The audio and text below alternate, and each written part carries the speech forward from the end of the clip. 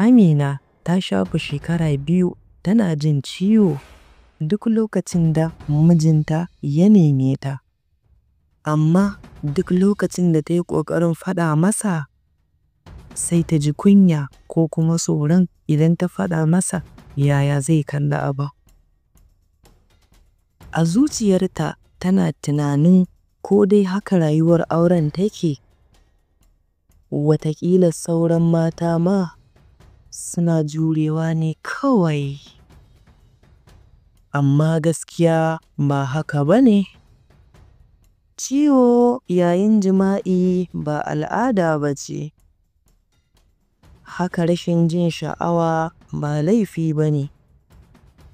Kuma yin shiru yana iya jawo ƙarin matsaloli, infection da bushewar farji, ko ma matsalar zuciya da damuwa.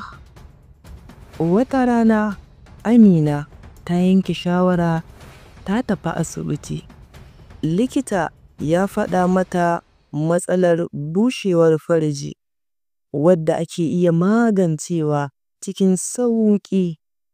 Bayan ta fara magani, ta dawo da jin daɗi fiye da da.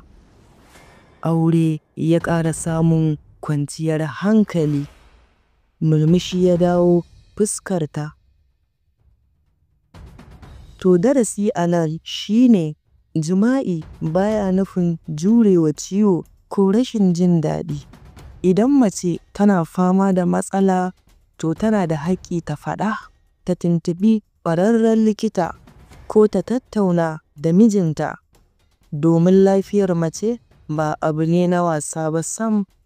Shi ne ginshiƙin soyayya da kwanciyar hankali. Ku ajiye mana ra'ayoyinku a comment section. Kana kuma ku yi mana liking, ku yi mana subscribing na wannan YouTube channel ɗin domin samun sababbin saƙonninmu da zarar mun ɗora. Wannan YouTube channel ɗin taku ce. Mun gode.